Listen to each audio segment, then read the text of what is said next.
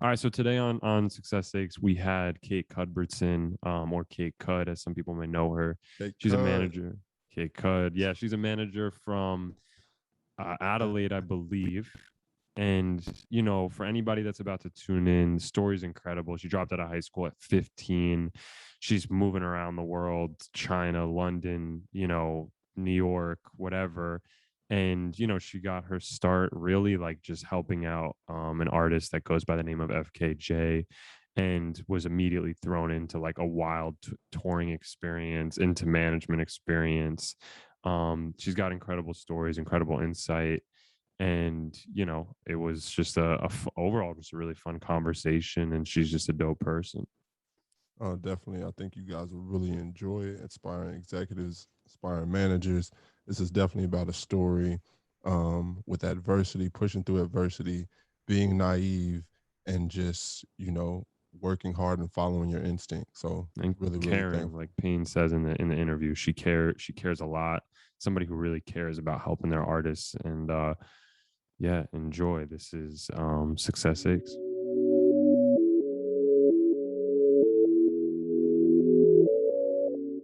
We're back, and we have Kate Cudbertson with us today from Australia, but she lives in LA. Kate is somebody I've known for a little bit of time at this point. She manages a bunch of artists, including FKJ and the Sundrop Garden, Manjola, Mia Garcia, a bunch of people, and has incredible taste. And Kate and I have gotten to know each other and become good friends, and I'm excited to have you here on Success Aches with us to talk a little bit about your story and your journey, and we'll just jump on in, I guess. Yeah, thanks for having me. Thank you for coming and share the platform. Of course, I met Kate through Troy and have gotten to know her for the last couple months and weeks, and it's been really, really fun to find someone who's just as passionate as helping creatives as I am. So it's really tough, but actually even more passionate, to tell you the truth. I don't know. Love it. It's No, not a competition. it's just dope that you care. I can really tell that you care, and Yeah. that's something that any creative or anybody, when you bring somebody in as a partner, that is one of the number one things, man, because you can't pay people to care and be passionate about Mhm. you. So that's really tight. Yeah, no, that's true.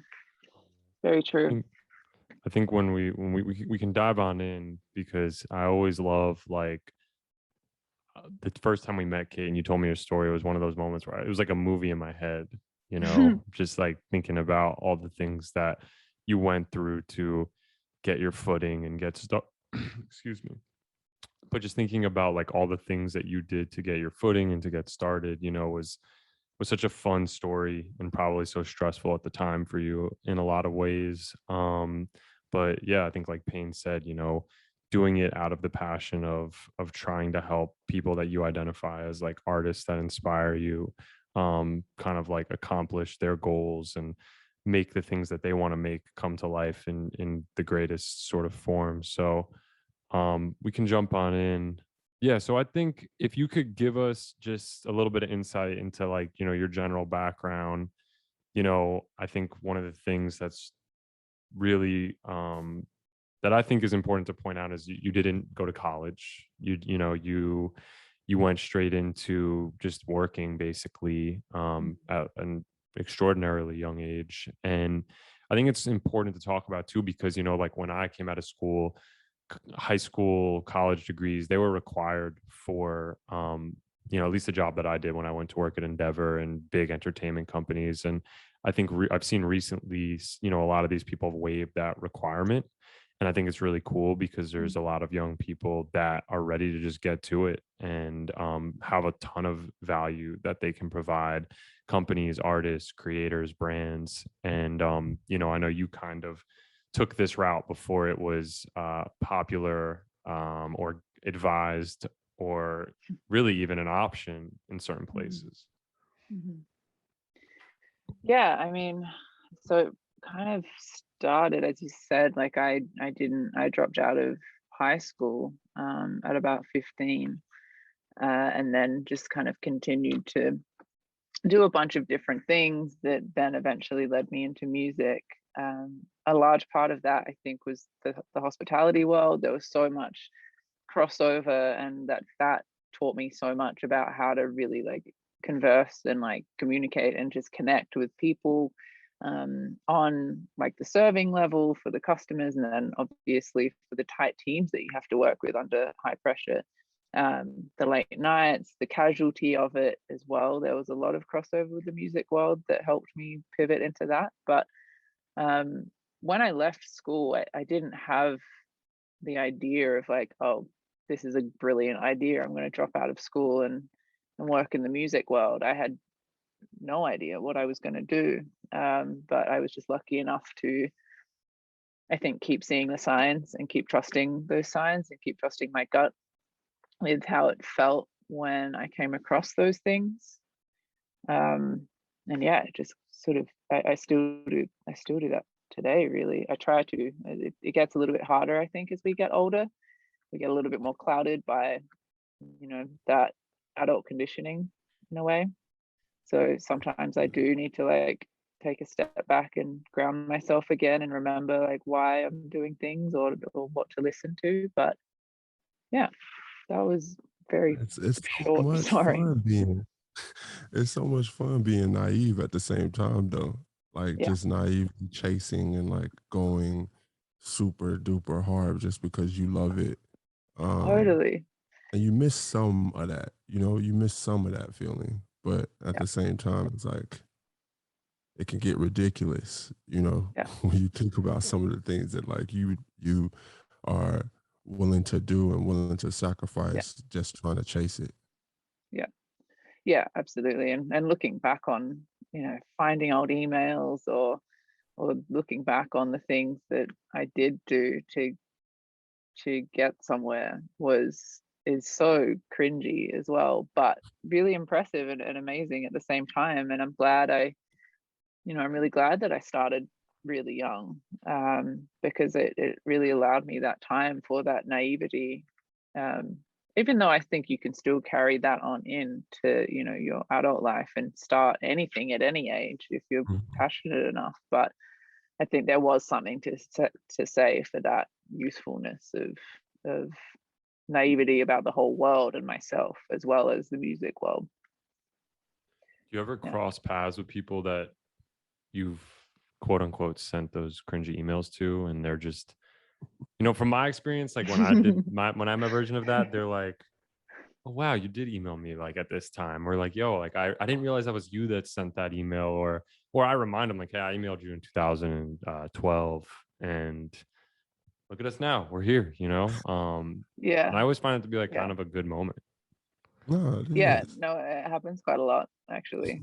Whether it's like those people coming back around to me now, like being Yeah, like, "Oh, we want to work with you, or we want to work with your artist," whereas I was like begging them to yeah. work with me before. Um, but I don't have too many like bad experiences either. Maybe I do. I'm just probably a bit oblivious because I just had that tunnel vision of like, blinders on for anything else. But yeah, for sure. It still happens like on a much like shorter basis as well. Like I'll send something, last month and read it this month and be like, oh. But that just goes to show how quickly and like um our speed of growth though, especially I think in cities like LA or New York or Austin. It's you don't realize just how much you're doing every day because it's just a Mhm. part of everything you do, but you take a step out of it and you're like, whoa. um yeah, so yes, in answer to your question, yes, I cringe constantly. What was give us a little bit of insight into what, like, where you consider like the start that's kind of led you to here, because I always feel like like I believe but in the concept like work breeds work, like when you start working it leads to more work, it leads to more opportunities. So if you can just talk a little bit about like that actual moment in time, whenever you were 15 or 16, and kind of take us from there. Mm. Specifically in music, it was started for me in the industry side of things when I first understood or learned that there was an industry, a music industry. That was when I was 18 and living in London. But to give a bit of context, when I was 15, I dropped out. I thought it was a good idea to go to China for a little bit. I took myself there because I don't know, I just always wanted to find something that wasn't the conventional path. And for me, at the time, I was really tall and weird looking, and I thought modeling was going to be that for me until I very quickly learned that was not the thing. But I took myself to China for that, and then came back to Australia and just earned a bunch of money in hospitality, not a bunch of money, but like, hospitality wage, just like saving up everything I could because I wasn't in school, and then used that money to then I moved to London the day I turned 18, and I had a little bit of savings behind me, and that was where it clicked for me in the music world, or where I first discovered musicians and their minds, and how fascinated I was by the community in the music world as well. I was pouring beers at this local pub, and it just happened to be where all the industry people and like the really cool like indie bands would hang out, and I just remember being so fascinated by this community. So that was sort of where it really made me feel, I think, a part of something for the first time, even as an 18-year-old. So I just made it kind of my mission to just learn about what they do, what they like.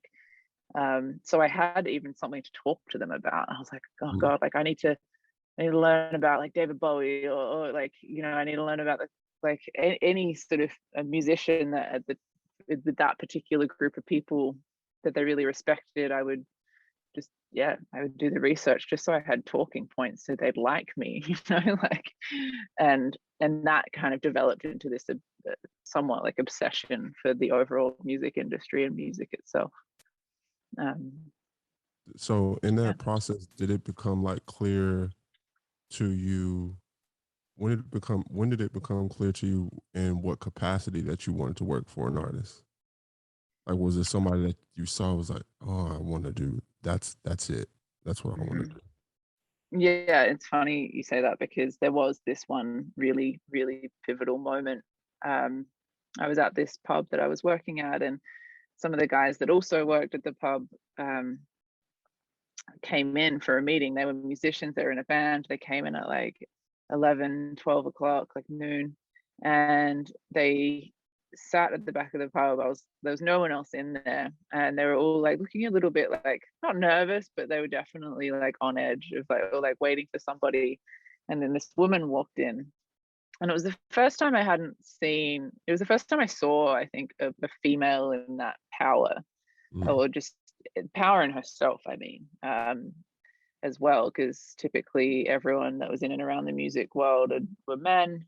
And this woman walked in, and she like just held herself in like such a way and went and sat with the guys. And I asked them afterwards who it was, and they were like, oh, like that was our manager. And little like 18-year-old me brain exploded, and I just then went down like a pretty deep rabbit hole of asking questions of what a manager does and how do I do it. So I have no idea who she is, and I still to this day, but I just have such a clear picture in my mind of being like, I want to do that. So That's yeah, crazy. that was She has when I no was idea 18. she inspired you to like literally do I shit. know. I should hit up the band actually and be like, remember your manager like over 10 years ago?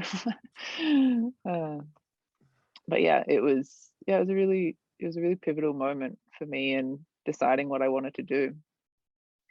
Yeah. What was like your first job in music at that point? I was licking envelopes as an intern for Nice. sending out, like, this was back in 2010 or 11.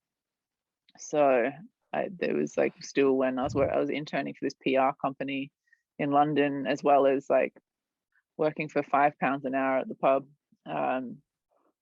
So I'd work there all during the day and night, and then like in my lunch breaks or whatever, I'd go and intern.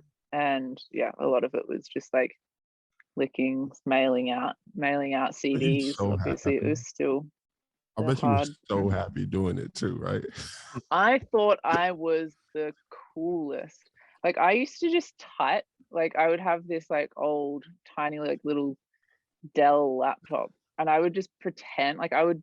This is embarrassing. I would just type as if I worked in music. Like I would make things up, like just because I felt cool, like writing about music or writing about musicians or writing a to-do list. I had nothing to do, but I wanted to feel that. I don't know. It was strange, but yeah, it was amazing. But then I went back to Australia and didn't really know where to start. Like any contacts I had were in London. Why'd you go So back? it was a difficult. Why? Yeah. There was, I don't know. It was like 2 years by this point that I was sort of living on my own in London and trying to pay my way and figure out what I was doing. And I'm remembering I was still only like 19, maybe 20 by this point. And something happened in London with like a friend of mine that was pretty traumatic. So that triggered a lot of like, oh, I needed to go home and see my family. So yeah, that's why. Got you. Yeah, I think it's there's like Payne kind of has his version, and I didn't start in music. Like, I started in more like entertainment on the film side that brought me to music. But just the idea, like something that I think is always good to point out is like the amount of like jobs that people do, especially early on, to try to like get going and get their foot in, because I just remember like I wanted to work in entertainment so bad. I wanted to work in music so bad. But I was like, yo, like any job, anything I can do to get in here is going to teach me something, is going to bring me somewhere, like Yeah. I interned at a PR firm. I worked as a casting assistant, like reading lines for actors in like a random shipping container, like somewhere in LA, like I don't know if they were real movies or not, or real TV shows, but I put it on my resume. But I think it's like, it's such a part of the journey that I just like want to point out, because the longer you go through like the process and the longer you work in something, the more I think you start to find your footing in like what you actually like identify as like your core like strengths, right? Yeah. And I think it'd be cool to just hear a little bit about just the madness of jobs and roles you were taking on. And like your mindset is inspiring to me, especially early on, because yes, like there's a combination of right place and right time, but also just like a willingness to work, and I want people to like really like understand what I mean when I say that, because you were like, all right, cool, I want to work in music, I like what this person's doing, not knowing how many years it would take you to start to feel like your own version of that person you're seeing. But just being willing to be like, I'm going to go work this, I'm going to go work that, I'm going to go do this, I'm going to take that. Okay, cool. Somebody needs me to do that. Somebody needs this. I'll be that person, and just trying those things. So I'd love for you to just go through, and I know we're kind of like, obviously going in chronological order, but I'd love to go through your back in Australia and like where it goes from there, because I really do want to cover that side of your process, because I think it's important. A lot of people want to get into a business, especially music and entertainment, and they think like, I apply to this job and then I do that and then I do that. And it's like, even if on paper that's what it says, like it 9 out of 10 times turns out to be like a whole bunch of shit you never could have thought of. That's Yeah. Yeah. And I think as well, like where it started when I got back, I mean, actually, even when I was in London, but then when I got back to Australia, it was like, you just got to be willing to work for free, like a lot. And I just saw it as my study, like I was just studying, like my interning and working for free for other people. For sure, they took advantage of that. And it was like, it got to the point where now I look back on what I was getting, what I was doing for people as an intern, like so not okay. But I mean, I wasn't paying any sort of tuition fees for college or for university, and I saw it as like accumulating hours of knowledge, of study. So if you're kind of expecting, I don't know, maybe it's different now, but like if you're expecting payment or you're doing it for money, like get into a different industry. Do better things for money early on. Yeah, like if that's what it's about, then I would probably recommend not looking at this world, because the way I found so much value was in relationships, in knowledge, in the whole process, was just constantly being available, like dropping anything and doing it, and volunteering, interning. So that's what I did when I got back to Australia. I was actually I remember I was just backstage at this festival. My boyfriend at the time worked in production and was a stage manager, and so I was sitting side stage and just seeing all the huge like the semi trailers, like the trucks out the back, and seeing all the crew come together, like that energy backstage. I was like, whoa, like I need to be a part of this. So that was also another really triggering point, that particular day, of seeing it all come together. And like, I don't know, even just at shows, like you're at a big like a stadium show or something, you look up and like seeing all the rigging, and like that always really fascinated me as well.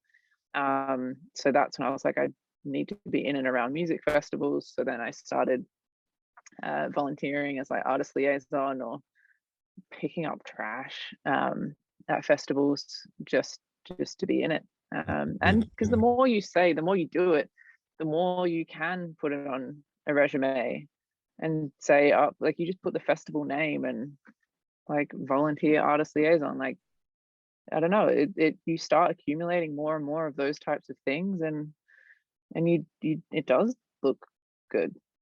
So yeah, that was the process then. All right, cool. So you're working these festivals, and it's interesting. I've always like thought of you and production as like synonymous, and probably because of like the work I've seen of FKJs, like especially you watch like the Cercle performance, or you see like any of the live stuff, really, you're like, damn, the production is always, even if it's simple, and he's just literally looping himself, playing every single instrument ever created by man. Like he's, it's like there's a heavy production aspect that goes into it. So it's interesting to hear, like, like you started by being fascinated by that side, and then like you get led to working with FKJ, which I believe at the time that he had just dropped like his album, right? French Kiwi Juice. Or not yet. When I met him, he hadn't dropped it yet. Okay. I met him at the end of 2016, and he dropped it on 3rd of March 2017. Yeah. Okay. So you gotta kind of dive into the story of how you met him, because again, like I just think it's inspiring. Like I know when we met 3 years ago, or whatever, I was like, damn, like I had already gotten started in music, and I was super inspired by the way that it kind of came together. And I think it's just a great story. Yeah, it is a great story. Thank you. It really was like. Wait, it's one of those stories, by the way. Like I'm putting this out now, that like in 30 years I could see like like one of those movies. I'm being like super Hollywood cheesy, but I could see like one of those movies being made. Like I think of like Superman or some shit, and I'm like Kate sits down and like tells this story. Like this is like how I feel about this type of story. I just want to put that out there as like a preface. We can run lines in the shipping container in LA. Exactly. Go back to your grassroots. Exactly. But yeah, it was a pretty wild time. 2016 was crazy. Like I had come to America for the first time and tried to get a job here, and thought I did, and was absolutely heartbroken, like shattered when that fell through. So I went back to Australia again, just to try, and I'd just gotten myself a working visa for the US, which was kind of a miracle in itself, because I had no job to actually apply the working visa to. It was a little bit like yeah, I spent every cent that I had on this visa and didn't have anywhere to use it. So went back to Australia with my tail between my legs, and went back into working in bars full time, and tried to work summer like festival season in Australia, and just, I don't know, was then in this really incredible place of just like acceptance of it all. I don't know. Honestly, sometimes I still feel like I'm like chasing the dragon of getting back into that mental state that I was in 2016. I was like meditating every day. It was the first time I think that I discovered mindfulness, and just very coincidentally, while I was in that space, I met FKJ, and also just noting like I was obsessed with FKJ before I met him. Like what you're talking about with the production and seeing, like I was blown away. He played, the first video I saw of his was Open the Door by Eaton Messi at the London Red Bull Studios. And yeah, anyway, I was very obsessed. So I met him at the end of 2016 at a festival, and I must have played it like relatively cool, because Yeah. 6 years later I'm managing him. But yeah, it was just this very serendipitous sort of coming together. And I just remember meeting him and his manager at the time, and a couple of their other friends that were also there. And I remember going back home to my mum the next day, and she said, like, you know, how was your night last night? And I remember so vividly saying, like, I met these people that are going to change my life. It sounds really cringy and cheesy, but But that's what I said, and it was true. Like, it was such a strong, overwhelming gut feeling. So yeah, after I met with them, I had to beg for the night off of work because I was still working hospitality to spend time with them. And then they invited me to San Francisco in about 3 weeks out from New Year's, actually, at the time. So I booked it because I had my working visa. I booked like a one-way ticket to New York. And well, initially I went to San Francisco, hung out with them for a week to like sort of keep exploring what this weird connection was. And I went out there and I met June, who's the Sundrop Garden, and I started managing her as well, and initially, actually, and then it just sort of kept continuing with FKJ. And I moved to New York after the San Fran trip. Everyone split, went back to their different parts of the world on the FKJ camp, and I was sort of whirling. I was like, what just happened? Like, my favorite artist, I just spent a week with them in San Francisco, and now I'm living in New York. I got there on like my 25th birthday, sitting in this room that had like no windows, just with my life in like a suitcase, just being like, what the fuck have I done? Because I had no job. I only had money I'd covered my first month's rent, but I had to find a job within 3-4 weeks. Otherwise, I would have had to move back to Australia because I couldn't keep affording to live in New York. And then within that time period, again, I just kept offering to FKJ's manager at the time, saying like, hey, like, if you need anything, like I can tour manage. I couldn't. I lied. But it's like, I can do all these things. Like, if whatever you need, I'm here. Yeah. And he took me up on that, probably somewhat. Yeah, he probably regrets that decision a little bit. Well, so anyway, so now you're the tour manager now, right? So yeah. So how did you find out how to tour manage? Because now, like, when was your like? So you've been asking to have a role in any capacity, yeah, and you get the role of tour manager. Now, yeah. you guys Wow. that don't know what tour managers do, they do a lot, like a lot, especially when it comes to organizing, transportation, even production, even in They the are early stages. superhumans. Yeah, in the early stages, Superhuman. you're definitely doing production manager too. Yeah. You know what I'm saying? When you're first Oh yeah. starting with the artist. So Yeah. talk me through how you like approach that process of like learning what to do. I just did not. I sat at my laptop in that apartment in New York day in, day out, and just like I had this like A4 notebook, and I would just I don't know, like I didn't I don't remember sleeping much. I don't remember eating much. I definitely don't remember getting any fresh air.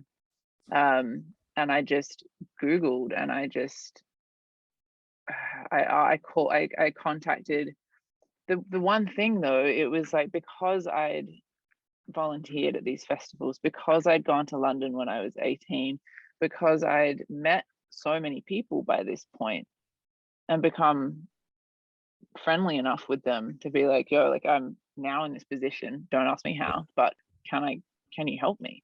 Yeah. Like, can I just ask you dumb questions? And so I did. And that's the thing as well. That's the thing, like that was so tour managers, production managers, people that work in live music, I cannot like express appreciation for crew more if I tried. Like their willingness to like help others, and I think because they know how hard the job is, there's such a I was really lucky that there was some people. I honestly can't remember who some of them were, because I was just grappling any contact I had, and asking them questions. So yeah, everyone was really willing to help. So I would just take notes and then copy those notes. And I think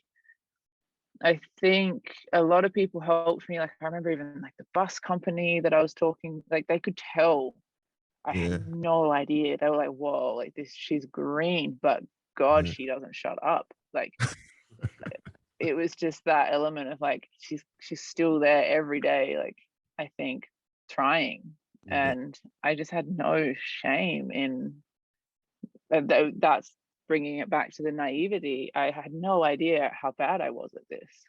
Yeah. But you had the best experiences like doing it and like actually like the best like teachers like actually experiencing just doing it, just Yeah. learning day by And day. kudos also to FKJ, because when I took tour manager, I didn't know that it meant I needed to do the production as well. And then he was just like, oh, like, have you done anything before? And I was honest, and I said no. So I flew to Paris to do like a studio session with him so he could like show Teach me you. what his gear is. And man, I anxiety was like through the roof constantly, because I had no idea what I was doing. I had to take photos of everything. I would like have my own little like codes and like language of like what I understood, what different parts of the equipment were Yeah. in my own terms, and like I'd just have to really figure it out. And then even the most experienced tour manager, like never every single day, no day is the same. There are so many elements that No. go wrong. There's so many things that go wrong because you're taking a moving show from Yeah, city to city. So like yeah, plugs could go out, yeah, like somebody's voice could like it's like a whole thing. So yeah. And humans as well. Like I was tour managing at the time. I was tour managing the two and production managing the two support acts as well, who are also from France. The lighting guy, did we have a lighting guy at the time? I don't think we did. The sound guy. So it was like this maybe five like French men, and me. And I don't speak French still to this day. So that was really interesting, navigating cultural differences, language differences around America, which I had never experienced either. Like America is new to me too. So and I now know way more about America and the American music industry, far more than I do about Australia. Yeah. I think also like one of those elements that you got to experience, which is pretty unique, is what like you told me once you went from like 400 cap to Mm, 5,000 cap venues, and it was yeah. like what on the road for like 3 straight years. Yeah, well, that growth period, I mean, granted, we did do like the 400 cap was a strategic kind of like undersell, but Mhm. still, it wasn't like that wildly out of the ballpark of what we could sell anyway. So we did, Right. this was in London, we did like 400 October 2018, and then October 2019, we did Brixton Academy with a roundhouse in there as well, which is like 1.5 or 6 maybe. Yeah, so that growth period was huge, and that changes a lot because initially it was just me doing the tour managing and the production. So to then find the right team, I held it so close to my chest. I was very protective of it. So then to that we had a lot of I made a lot of mistakes in what team members I brought on and why I brought them on. Initially, I was doing it because I wanted them to connect and protect Vincent emotionally Mhm. on the tour because it's so hard. So I was looking for tour managers that I thought he'd connect with on that level and be Yeah. comfortable with physically and mentally. Yeah. Whereas now especially how he's grown as a person and as a performer, Yeah. it's about the job now. You've just got to, like, it's Get it not, done. I mean, obviously don't be an asshole, but No, like, Right.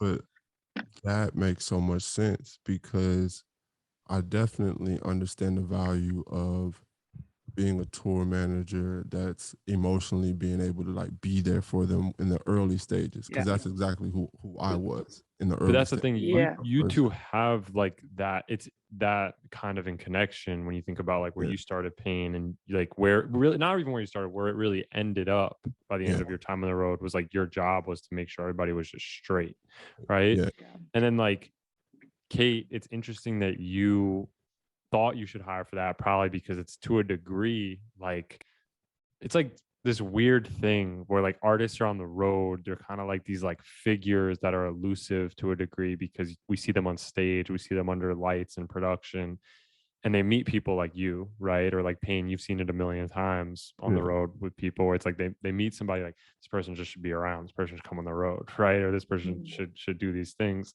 And it's like however you want to look at it, like there's a romantic side to it. Like there's all these kind of like weird sort of narratives. And I'm being very like Hollywood about this again. But I think it's like it's interesting that you had like kind of that experience, Kate, and then looked for it to a degree when like hiring people. Like there needs to be people that like fit this vibe, right? Yeah.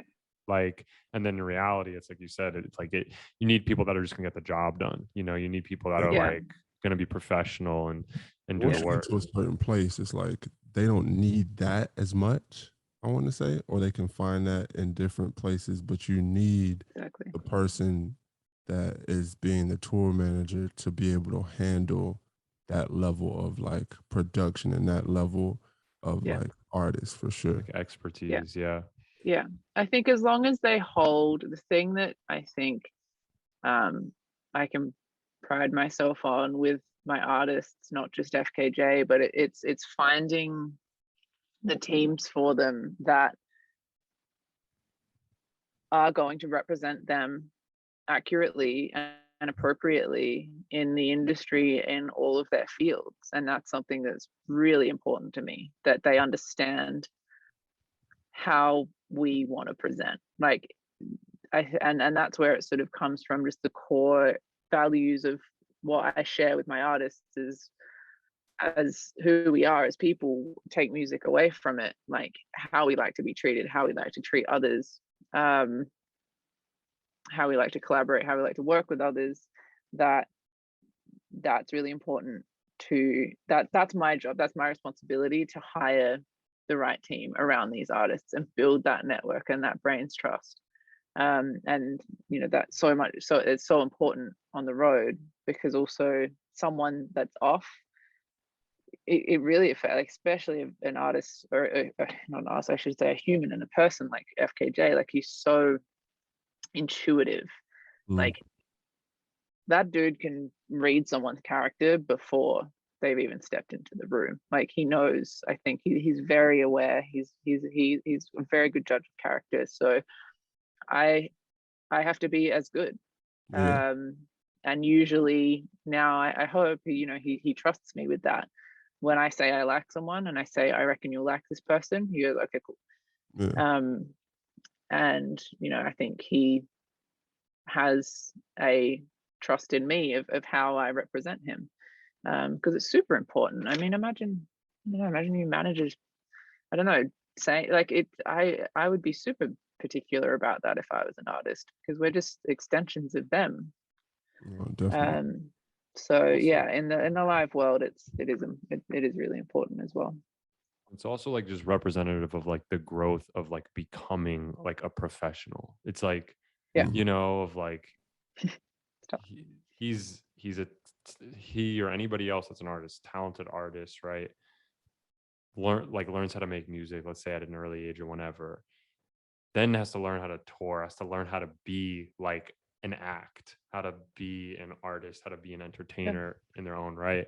And part of Mm. that growth is, you know, this is like what you're talking about is part of that process of growth. It's like early stages, it's new to him, just like it is to, and it would be to anybody else, even if one of the three of us picked up an instrument and we're lucky enough to go on the road and have that type of career, right? So Mm. it's just interesting to think about that process, I think, from their lens and how Yeah. you're talking about it from what they need, what you thought they needed versus what actually is needed.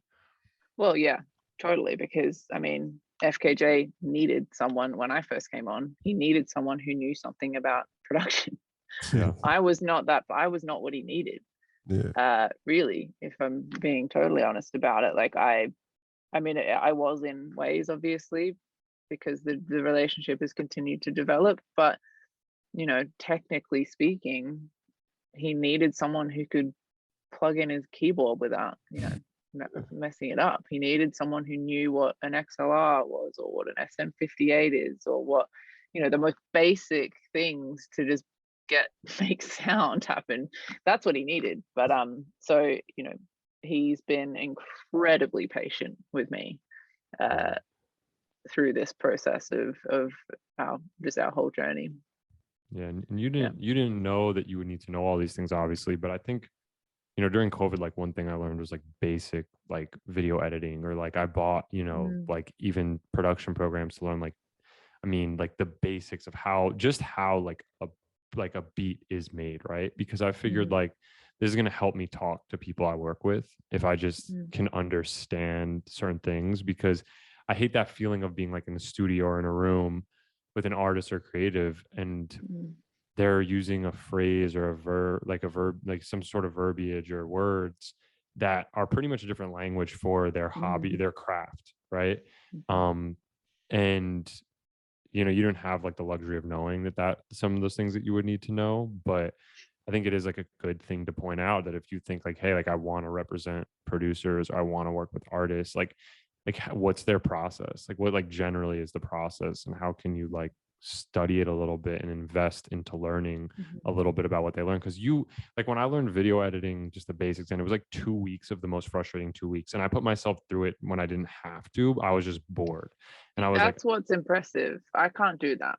but you did it under way more pressure, right? Like Exactly. I you, can't do, if that pressure's not there, like to just actually sit down and be like, I want to teach myself some video editing. That sounds like a nice activity.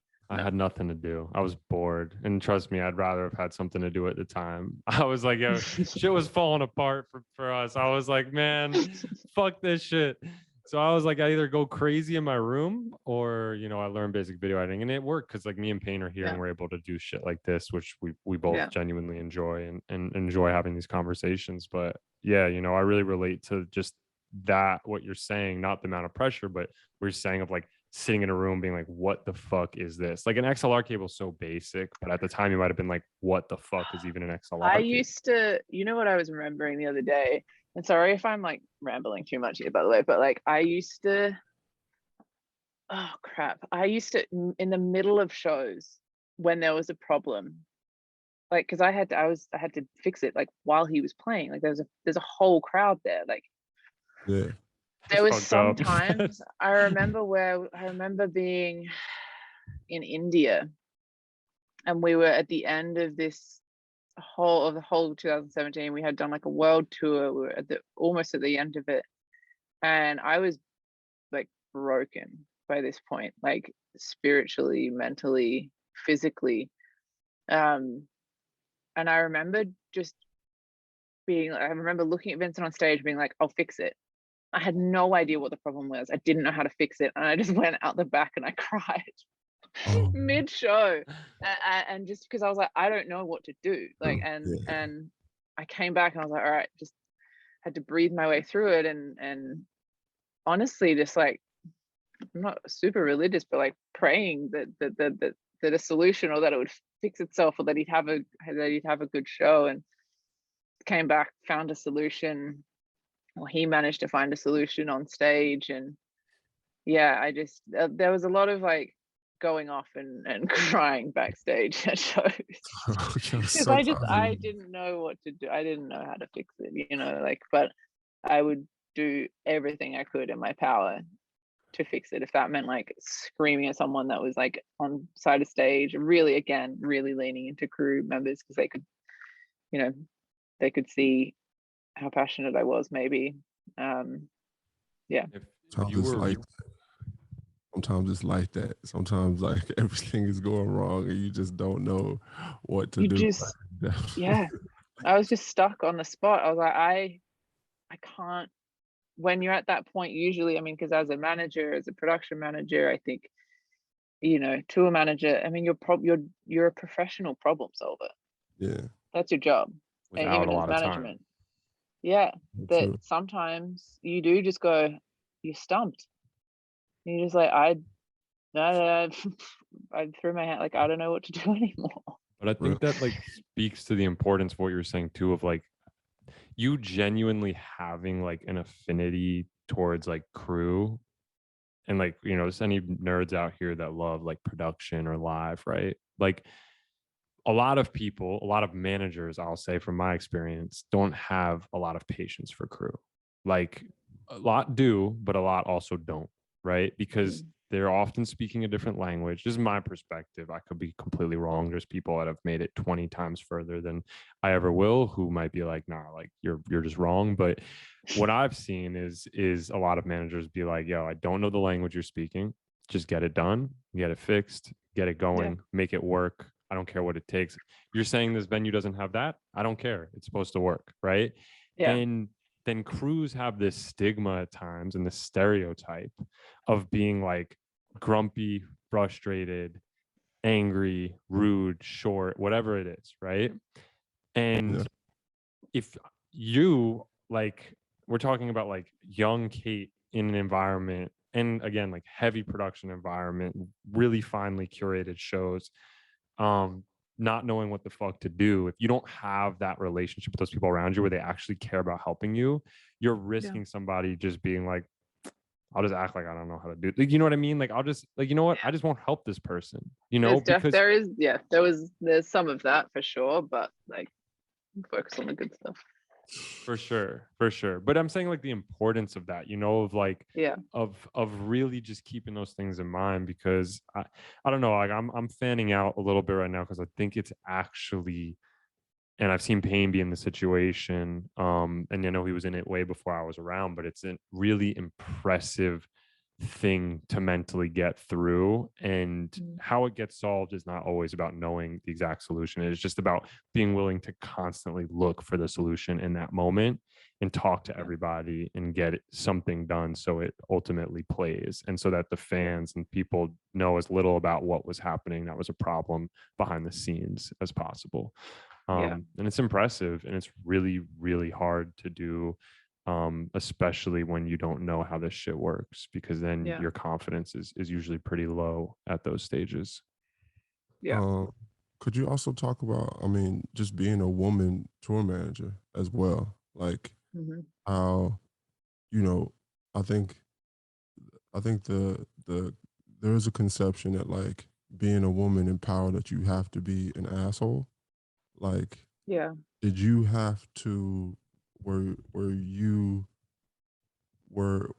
intimidated in a lot of these spaces? Like, did you have to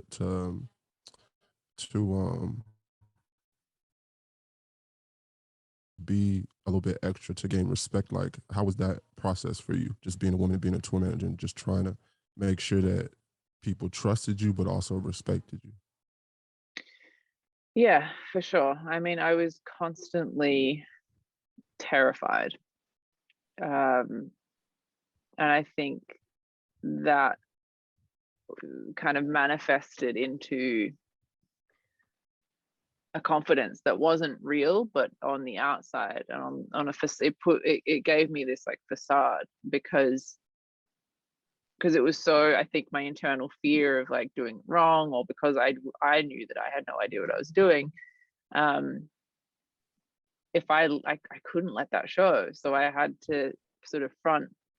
And that's something that I've really learned like quite recently as well in the live world, but also learning to be a manager and dealing with labels and publishers and just all of those different relationships. Is, I think initially I came from a place of fear instead of coming from that place of like self-confidence or kindness.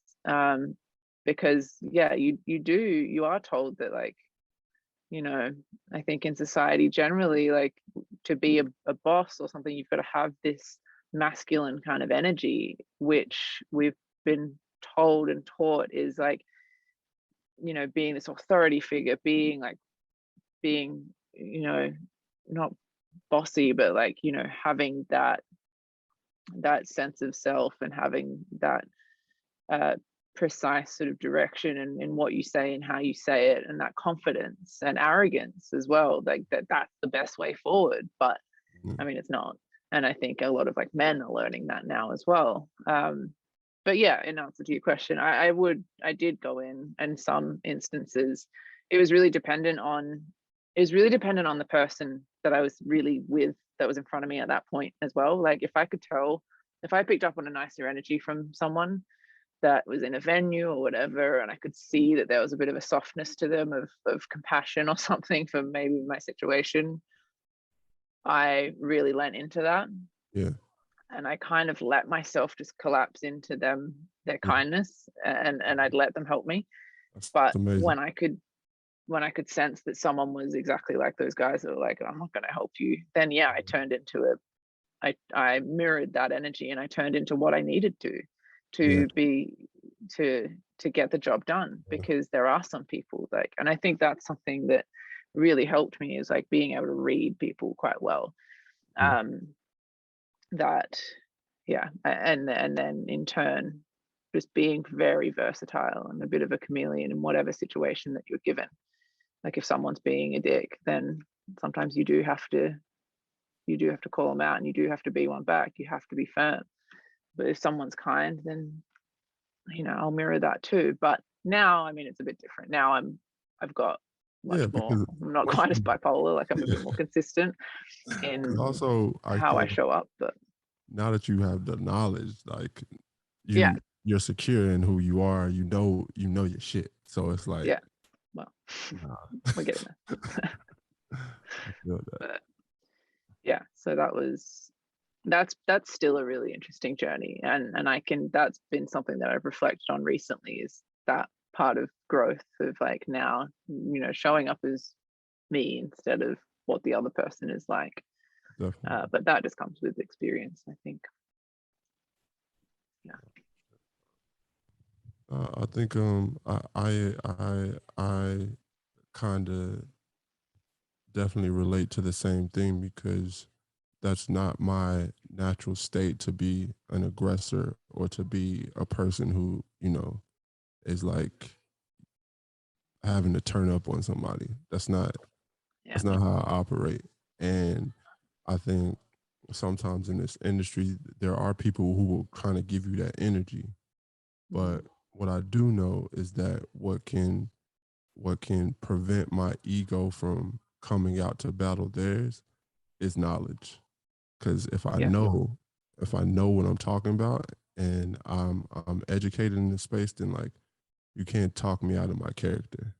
Yeah. And I think sometimes it comes from fear when you get to like acting out and being the aggressor and saying things that, you know, that you probably shouldn't be saying, but like if you know what you're talking about and you know how to articulate it, Mm. you can be peaceful and you can honestly Yeah. bring energy back. Yeah. Or on the flip side of that as well is being still quietly confident and curious in the fact that you don't know something. Definitely. And that's something that I still very much do. Like I will say, like, what are you talking about? I don't know what you mean. Like, I mean, sure, there are times where I just nod and smile and then quickly go to Google and figure out what they were just talking about, because I really don't want to sound like too much of an idiot. But when push comes to shove, and when it's like really important that I deeply understand the thing that needs to happen in order to make that sound work, or get this show to happen, or get this song out, like then I'll pretty shamelessly, very honestly say, like, I don't really understand, like, can you please, if someone's being a bit of a jerk as well, then putting it up, sort of saying like, well, can you help me like understand it better? So yeah. What do you think are some of the things, like having this, these years of experience under your belt, getting off the road, getting more to like the other side, more use to the other side of the business as well now, like, not just being like straight touring and production. What do you think are some of the things that you like lean on as your strong suits when it comes to just working with artists, identifying artists? Like, what excites you? What do you find that you connect, usually across the board with your artists on, and like, where do you want to like hopefully double down your efforts on going forward? I think it's always generally a type of person before the art that I connect with first, and I think that's what enables me to manage is my ability to, I think a key part of, or one of my key strengths is how I connect with people, whether it's the artists, whether it's other people in the industry. And that ability, maybe, I don't know, obviously people might be listening to this being like, well, that's not how you make me feel, but I think making people feel relatively comfortable, that enables me to have those quite strong relationships. That obviously starts with my artists, so they're usually like all the artists I do manage do have a lot of similarities in their processes and how they work. Definitely their level of introspection. I think that's something I very much like share with my artists, is a level of self-awareness and self-introspection, and just our general values as people. And then for me, what inspires me about the artists are the ones that have such a strong vision and are going to, follow. I'm just a facilitator, like I facilitate what's already on their mind and what their vision and their path already is in their head, and then help them just navigate that and navigate the ups and downs of the roller coaster, and give them a little heads up when there's a big dip coming, or when we're going up or when we're going down. So it's the artists that have such a strong sense of self in their art that inspire me. And so many artists do, don't get me wrong, but I think there is a lot of artists that do it for all sorts of different reasons, which is, they're all just as valid as the other. But I think I would personally struggle to connect with like artists that don't do it for a deeper reason, I guess. And FKJ and June, they were really sort of the pivotal artists for that for me, because they've got a vision, and there's it's their world, not ours. Well, yeah. So lucky to just have to be working with artists with vision and that know like what they are, and where you can just add like bringing it to life, and just bringing it to life with your passion and with your ability to see their vision as well, because it's they're it's also in that beginning stage, it's hard to have a vision when you're just trying to find your sound and find who you are as an artist. So it's just like I definitely don't take that for granted when I Yeah. find an artist who knows who they are and what they want. That's for sure. Yeah. Yeah. No, absolutely. And also, just like, I think somewhat like having that key vision is great, but and so key and so important.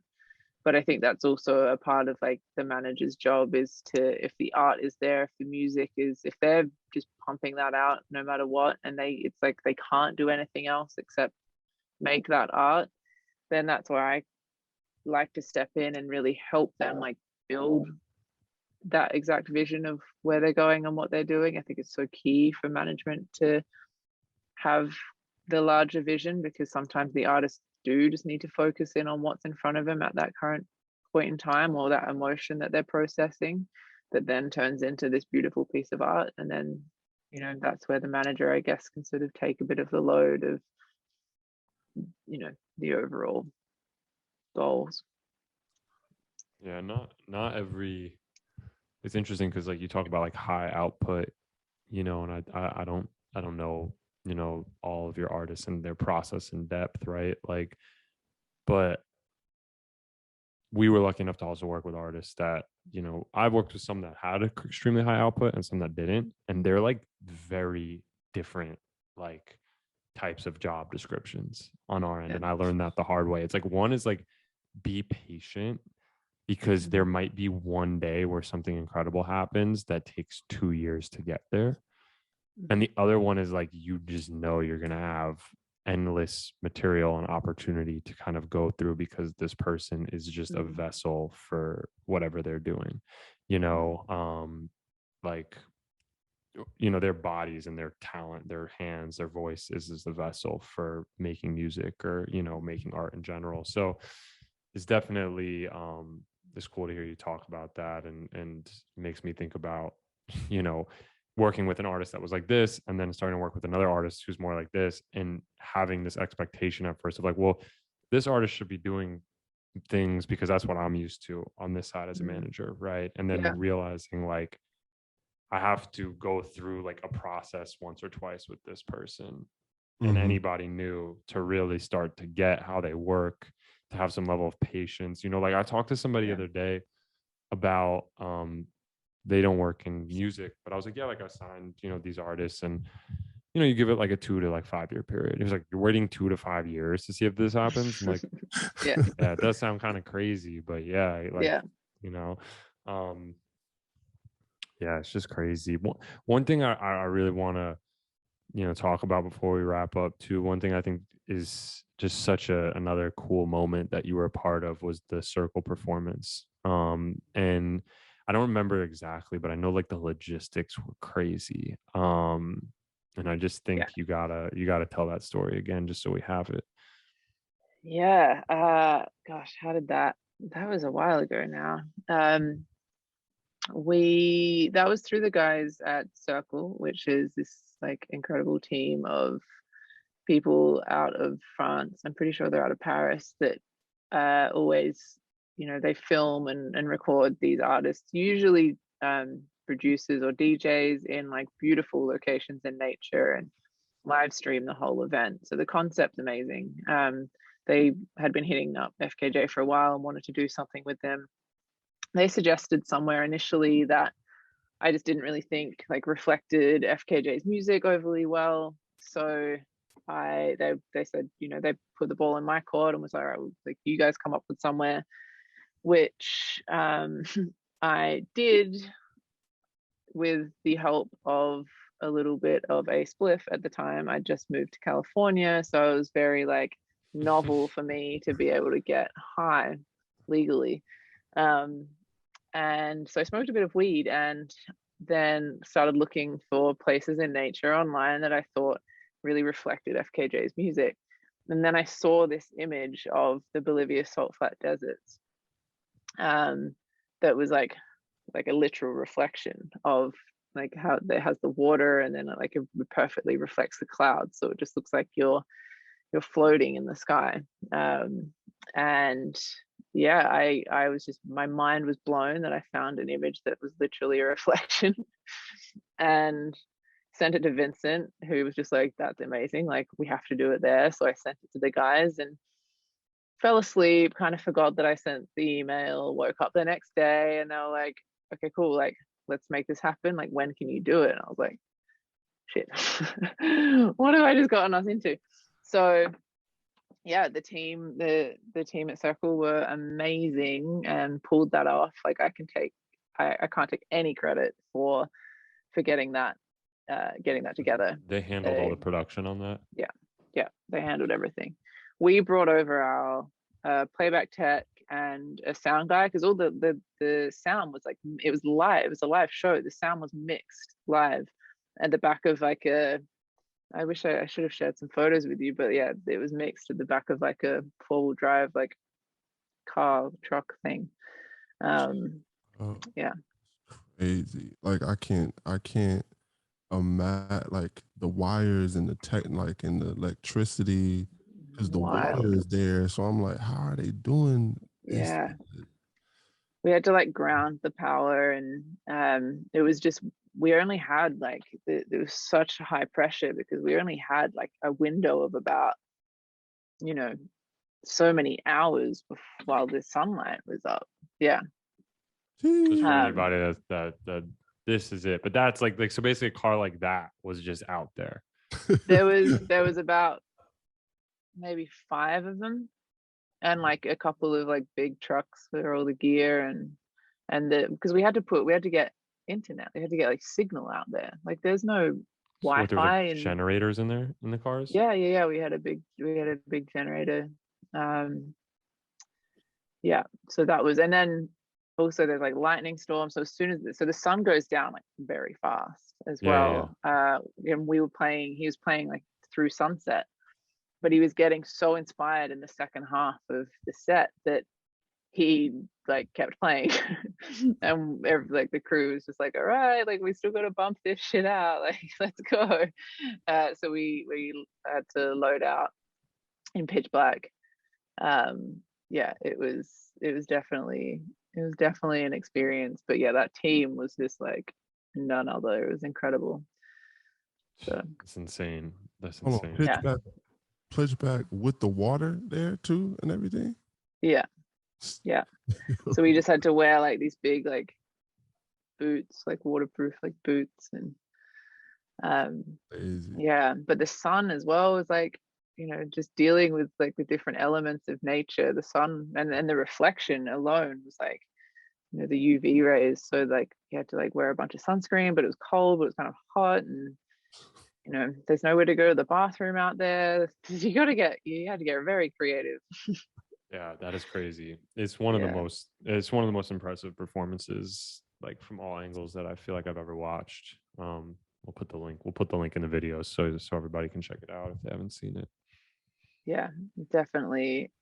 I don't think that's really still sunk in, to be honest. That's definitely.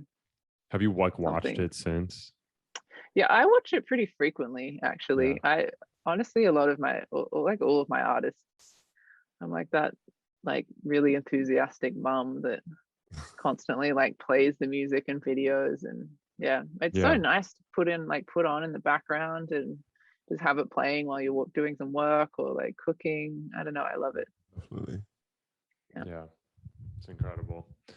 Well, cool. I mean, I don't know, Payne, if you've got anything else, or Kate, if you got something that you want to talk about specifically, but you know, I feel you know, I really can't say it enough. I think you are one of the people that I fuck with the most that I've met in the music business. You know, I genuinely feel grateful to call friend, but also I think, you know, extremely impressive. I think the way that you got to where you're at is extremely impressive, and I know you're constantly, like the rest of us, going through your struggles trying to figure out how to keep this ship moving and keep it going. But I think it'll definitely find its way, and that's a product of because of who you are and the work that you do.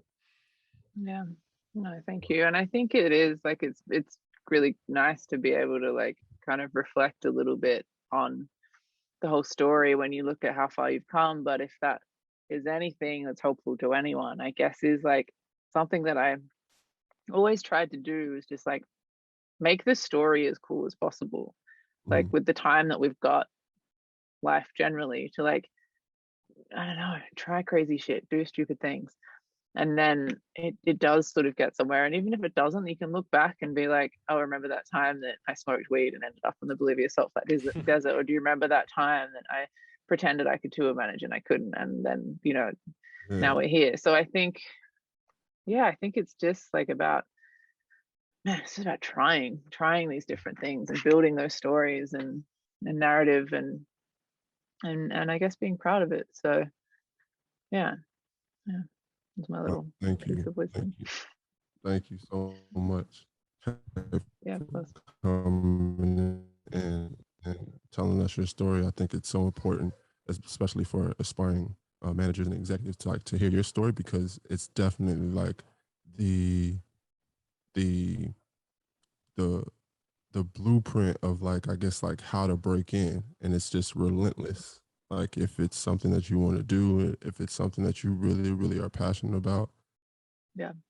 you just got to go full And speed. just keep doing it as well. Like just keep trying. Like there's so many times. There was one thing like before we did this that I was thinking, I was like, I wish that there was someone I could talk to that has been in the industry a certain amount of time and how the fuck they kept doing it. Because so many times I've been like so close to breaking down or throwing in the towel because I was just spent and just, yeah, just not, I know it sounds so lame, but like really just not giving up. And I'm saying this now to, I'm telling myself that, the current self, that just as much as I'm telling my younger self that. You know, it's just like, just keep trying. I mean, it's like it'll get somewhere. Yeah. That's Yeah. sick. All right. Well, excited to get this one out and thank you again. Yeah. No, thank you guys. I'll speak to you soon. You did it, of course. Yay. Bye.